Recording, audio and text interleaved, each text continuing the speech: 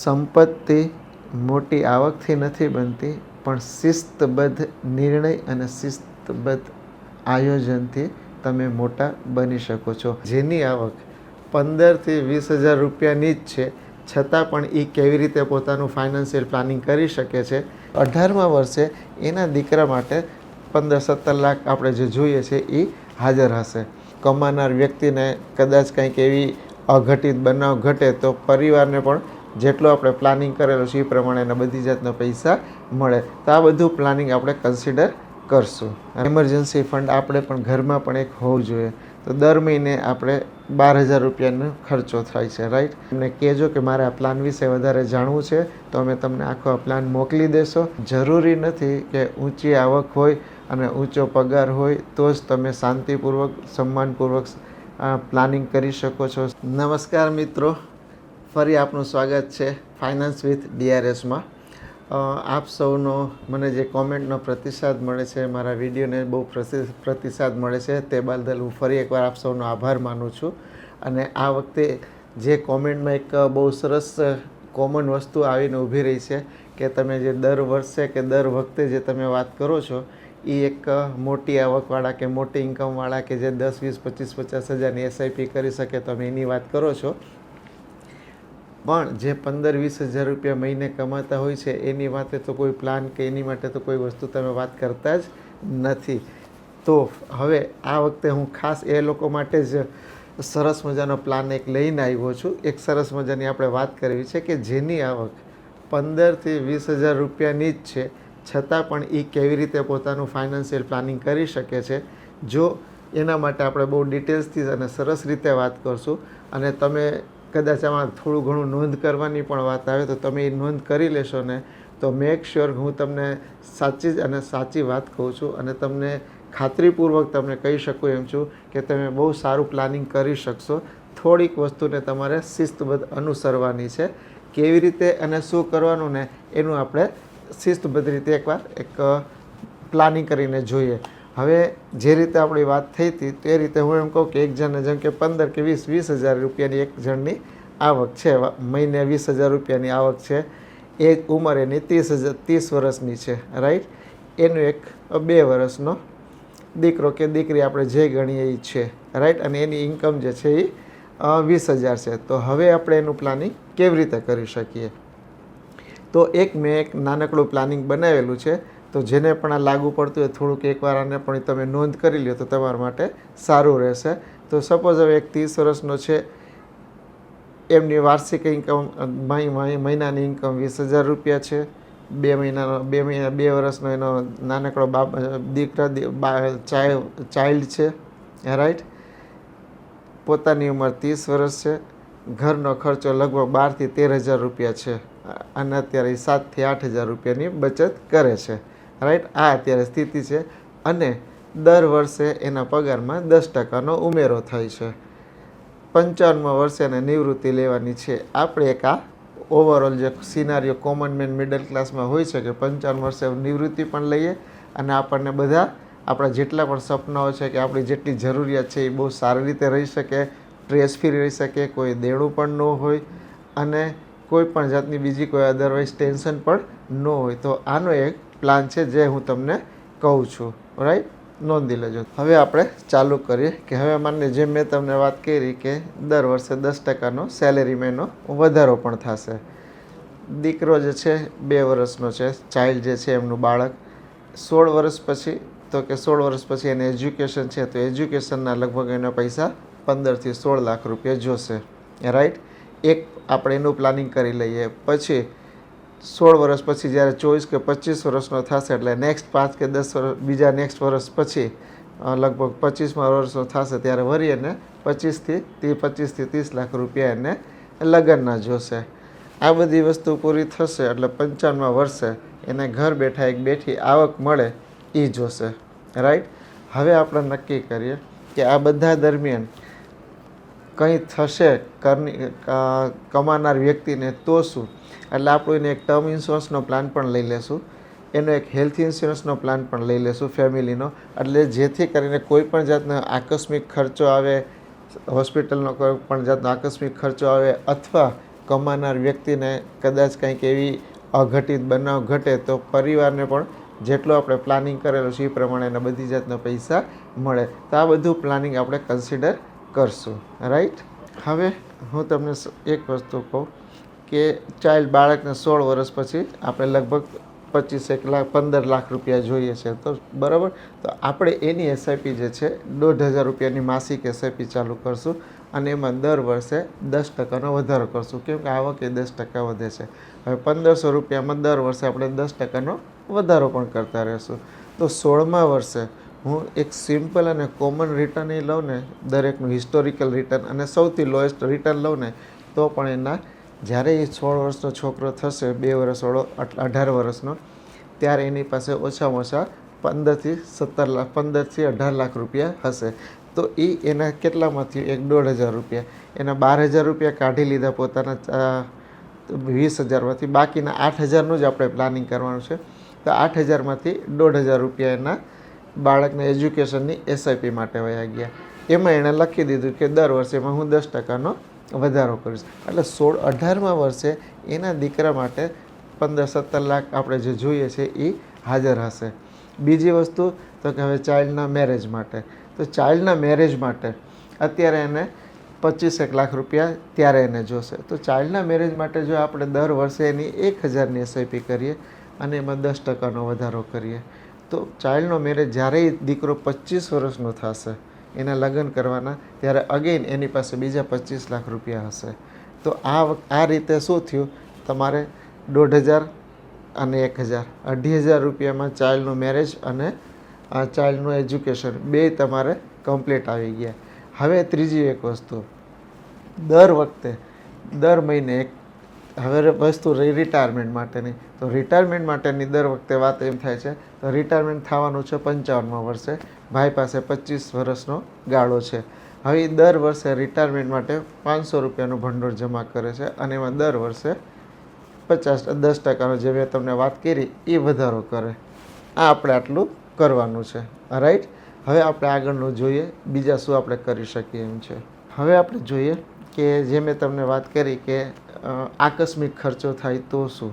તો આકસ્મિક ખર્ચા માટે જો પરિવારનું એક 5 લાખ રૂપિયાનો વીમાનું કવર, હેલ્થ ઇન્સ્યોરન્સનું કવર લઈ લઈએ, તો વર્ષે તમારે લગભગ 15-17 હજાર રૂપિયાનું એક સારું એવું કંપનીનું પ્રીમિયમ તમને મળી જશે. તો આપણે એમ સમજીએ કે 1,500 રૂપિયા ફેમિલીના હેલ્થ ઇન્સ્યોરન્સ માટે વયા ગયા. રાઈટ. એટલે 5 લાખનો કોર્પસ માટે, 5 લાખના ફેમિલીનો કોર્પસ પણ આવી ગયું, 5 લાખ રૂપિયાનો એનો હેલ્થ ઇન્સ્યોરન્સ થઈ ગયો. ફક્ત દર મહિને 1,500 રૂપિયાના ઇન્વેસ્ટમેન્ટમાંથી એને એક મેડિકલ પણ મળી જશે. હવે રહી ટર્મ ઇન્સ્યોરન્સની વાત. તો ટર્મ ઇન્સ્યોરન્સનું આપણે નક્કી કરીએ કે ભાઈ એની આવક પ્રમાણે એને લગભગ 50 લાખ રૂપિયાનું ટર્મ ઇન્સ્યોરન્સ મળી જાય. તો ટર્મ ઇન્સ્યોરન્સ માટે દર મહિને એને 2,000 રૂપિયાનું ઇન્વેસ્ટમેન્ટ કરવાનું થશે. એટલે હવે તમે સમજી શકો છો કે હેલ્થ ઇન્સ્યોરન્સ આવી ગયું, ટર્મ ઇન્સ્યોરન્સ આવી ગયું, ચાઇલ્ડનું મેરેજ આવી ગયું, ચાઇલ્ડનું એજ્યુકેશન આવી ગયું અને એનું પોતાનું રિટાયરમેન્ટ કોર્પસ પણ આવી ગયું. હવે જે ત્રીજું પગલું જે લેવાનું છે એની આપણે વાત કરીએ કે એક એમરજન્સી ફંડ આપણે પણ ઘરમાં પણ એક હોવું જોઈએ. તો દર મહિને આપણે 12,000 રૂપિયાનો ખર્ચો થાય છે. રાઈટ. તો 12 મહિના માટે આપણે, હું તમને 6 મહિનાનો આપણે એમરજન્સી ખર્ચો ગણીએ 6 મહિના માટેનો, તો 72,000 રૂપિયા થાય. તો એને આવતા 2 વર્ષમાં દર મહિને એવી રીતે પૈસા રોકવાના કે એના હાથમાં એમરજન્સી ફંડ પણ રહે. તો એ દર મહિનેનું 3,000 રૂપિયાનું જો ઇન્વેસ્ટમેન્ટ તો ના કહેવાય, એમરજન્સી ફંડમાં બાકીના પૈસા એ દર મહિને 3,000 રૂપિયા રાખે. તો હવે તમે જો મેં શું કર્યું છે, એક સાથે હું તમને પૈસા ગણાવું છું, જુઓ તમે.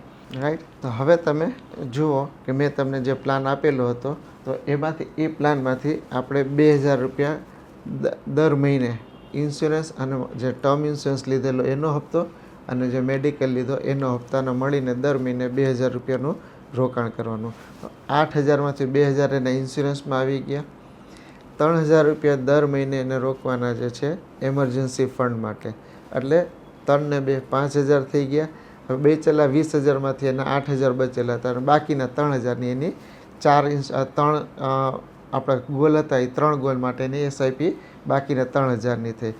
તો ટોટલ 8,000ની એનું ટોટલ ફંડિંગ એવું થઈ ગયું કે એણે 8,000 રૂપિયાને ઇન્વેસ્ટમેન્ટ એણે અલગ અલગ કોઈ જગ્યાએ કરી લીધું ફાઇનાન્શિયલ પ્લાનિંગ પ્રમાણે. હવે પરિસ્થિતિ શું ઊભી થશે એ આપણે જોઈએ. રાઈટ, આ બધી વસ્તુ છે 15,000 થી 20,000ના, જેનો 20,000 રૂપિયાની સેલેરી છે એના માટેનો આપણે આ પ્લાન બનાવેલો છે. જે આ પ્લાન બનાવીએ એ બાબતે આપણે વિચાર કરીએ કે એ વ્યક્તિ જ્યારે 35 વર્ષનો થશે, રાઈટ, 25 વર્ષનો તો 10 વર્ષ પછી 35 વર્ષનો થશે ત્યારે ઇન્કમ એની દર મહિને 32,000ની હશે. 45 વર્ષનો થશે ત્યારે દર મહિને એનો 52,000 રૂપિયાનો પગાર હશે. અને 55 વર્ષનો થશે ત્યારે એનો પગાર લગભગ હું ધારું છું ત્યારે 50 વર્ષનો હશે એટલે 84,000, 10% જે દર વખતે વધારો થતો છે એટલે એનો પગાર 84,000 રૂપિયાનો હશે. એ પગારમાંથી એનો આવકમાં ખર્ચો જે હશે ત્યારે એનો 50મા વર્ષ પછી આવક લગભગ એને દર મહિને 1.5 લાખ રૂપિયાની હશે. તો હવે આ બધાનો તમે જો સરવાળો કરો, સમયસર બધી વસ્તુ કરો, તો એનો અનુસંધાનમાં શું આવે છે, કન્ક્લુઝન જેને કહીએ કે, તો એ હું તમને હવે વળી એક નાનકડો સરળ ભાષામાં વાત કરું. દર વર્ષે જેમ મેં તમને વાત કરેલી કે હવે એને આવકમાં વૃદ્ધિ થતી હતી, રિટાયરમેન્ટ ફંડમાં દર વર્ષે પૈસા વધારતા જતા હતા. તો 25મા વર્ષે તમને વિશ્વાસ નહીં આવે એના પાસે 75 થી 50 લાખ રૂપિયા, દીકરીના લગ્ન એ કરી દીધા, બાળકનું એજ્યુકેશન એ થઈ ગયું, 55 વર્ષ સુધી એનો હેલ્થ ઇન્સ્યોરન્સ એ કવર થઈ ગયું, 55 વર્ષ સુધી એનું ટર્મ ઇન્સ્યોરન્સ એ કવર થઈ ગયું. 55મા વર્ષે જ્યારે રિટાયર થશે ત્યારે એની પાસે વળી બીજું 50 થી 75, 60 લાખ, હું તમને ધારું છું 75 લાખ રૂપિયાનું કોર્પસ બીજું હશે. તો હવે તમે વિચાર કરો કે કેવડી એક નાનકડી રકમથી 55 વર્ષના વ્યક્તિ પાસે પણ બધી જાતના ઓબ્લિગેશન, બધી જાતની પોતાની જે પણ જવાબદારીઓ છે એ બહુ સારી રીતે પૂરી કરી અને સારી રીતે પોતે પણ રિટાયરમેન્ટ થઈ શકે. અને રિટાયરમેન્ટ પછી એને દર વખતે જે દર મહિને એની આવક જોઈએ છે તો 75 લાખ રૂપિયામાંથી એ દર મહિને એના બેંકમાં 6% વ્યાજે રાખી દેશે ને તો એની બેઠી ઇન્કમ પણ થઈ જશે. દીકરીઓ કમાવા લાગ્યા હશે અને એની પાસે પોતાનું કોર્પસ પણ હશે. તો આ એક 15-20 હજાર રૂપિયાનો વ્યક્તિ જે કમાઈ શકે એ જો બહુ સારી રીતે પ્લાન કરે તો એ પણ બહુ સરસ રીતે શાંતિપૂર્ણ, સાતત્યપૂર્ણ, બહુ સરસ રીતે પોતાનું જીવન નિર્વાહ કરી શકે છે. જરૂરી નથી કે ઊંચી આવક હોય અને ઊંચો પગાર હોય તો જ તમે શાંતિપૂર્વક, સન્માનપૂર્વક પ્લાનિંગ કરી શકો છો, સારી રીતે રહી શકો છો. જો તમારી પાસે તમારી આવક નાનકડી પણ હશે 20 વર્ષ તો પણ તમે બહુ સારી રીતે રહી શકો છો.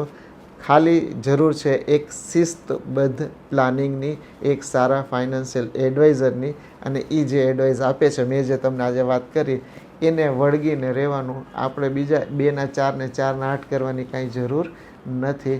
આપણા બધા ગોલ સરસ રીતે પૂરા થશે અને આપણે સન્માનપૂર્વક, પ્રતિષ્ઠાપૂર્વક, માનપૂર્વક આપણા સારા સમાજમાં રહી શકશું. તો આ થયું એક middle class, lower middle class કે જે 20,000નો કમાય છે એના માટેનું આ પ્લાનિંગ છે. તો મિત્રો, આપ સમજી ગયા હશો કે તમે તમારી આવકના દર મહિને 15% એસઆઈપીમાં તમારે ઇન્વેસ્ટમેન્ટ કરવાનું જે છે, એના પછી તમારે 5% ઇન્સ્યોરન્સમાં ઇન્વેસ્ટમેન્ટ કરવાના છે અને 10% એમરજન્સી ફંડમાં. તો આટલું તમે કરશો, તમારો આ આખું આયોજન બહુ જ સફળતાપૂર્વક અને સારી રીતે પાર પડશે. અને બાકીની જે પણ રકમ છે એ તમારી જીવનશૈલી અને જિંદગીભર આરામથી રહી શકવા માટેની છે. તો આને જરૂરથી તમે ફોલો કરજો અને તમારા જે જીવનમાં પણ આને ઉતારશો તો તમે ખરેખર સન્માનપૂર્વકની જિંદગી જીવી શકશો. તો મુખ્ય સંદેશ મારો એક છે કે સંપત્તિ મોટી આવકથી નથી બનતી, પણ શિસ્તબદ્ધ નિર્ણય અને શિસ્તબદ્ધ આયોજનથી તમે મોટા બની શકો છો. આજે 20,000 કમાતો વ્યક્તિ પણ જો સરસ રીતે ઇન્સ્યોરન્સ, સરસ રીતે પ્લાનિંગ કરે તો એનો બધી જાતના આર્થિક વ્યવહારો પણ એના પૂરા થાય છે, એની પોતાની બધી યોજનાઓ પર પાર પડી જાય છે અને એ સન્માનપૂર્વક રહી શકે છે. તો આવક મહત્ત્વનો નથી, શિસ્તબદ્ધ આયોજન અને એને વળગી રહેવું એ મુખ્ય સંદેશો છે. તો આશા છે તમે પણ નાની એમાઉન્ટ હોય તો પણ કોઈ પણ જગ્યાએ જાઓ તો આ આયોજનને લઈ અને શિસ્તબદ્ધ એને અનુશાસન પ્રમાણે કે જિંદગીનો નિયમ છે એ પ્રમાણે આગળ વધશો તો તમને સુખી થતા કોઈ રોકી શકશે નહીં અને ક્યારેય તમને પણ પૈસાની ક્યારેય તકલીફ પડશે નહીં, કેમ કે તમે બધી રીતે એકદમ સેફ અને સુરક્ષિત છો, સન્માનપૂર્વક રહી શકશો. તો આશા છે તમને આ વસ્તુ ગમી હશે, તમે આને લખ્યું પણ હશે, અને છતાંય જો કોઈને પણ આ પ્લાન જોતો હોય, આના વિશે માહિતી જોતી હોય વધારે, તો નીચે મારો નંબર છે, અમારે કોન્ટેક્ટ કરજો અને અમને કહેજો કે મારે આ પ્લાન વિશે વધારે જાણવું છે, તો અમે તમને આખો આ પ્લાન મોકલી દેશો. તમે બહુ આરામથી એને ફોલો ક્યાંય પણ કરવું હોય તો ક્યાંય પણ કરી લેજો, અમારે ત્યાં કરવું હોય તો પણ કાંઈ વાંધો નથી. બીજું અમારી વેબસાઇટ છે, તમે વેબસાઇટ ઉપર પણ જઈને અમારા વિશે બધી માહિતી જોઈ શકો છો, અમે ક્યાં છે, કઈ ઓફિસ છે, તમને ડિટેલ્સ ત્યાં પણ તમને મળી જશે. જો આ વિડીયો સારો લાગ્યો હોય તો ડેફિનેટલી તમે તમારા મિત્રોને, શેરને, સગા સંબંધીઓને શેર કરજો, અને સારો લાગ્યો તો ડેફિનેટલી એકવાર વળી થમ્સઅપ કરી લાઈક કરજો. અને તમારો પ્રતિ ફરી એકવાર આભાર. મારો વિડીયો પૂરેપૂરો તમે જોયો, આશા છે તમને આ વિડીયો સારો લાગ્યો છે. તો આજના દિવસે આટલા જ, મારું તરફથી આટલું જ. Thank you. નમસ્કાર.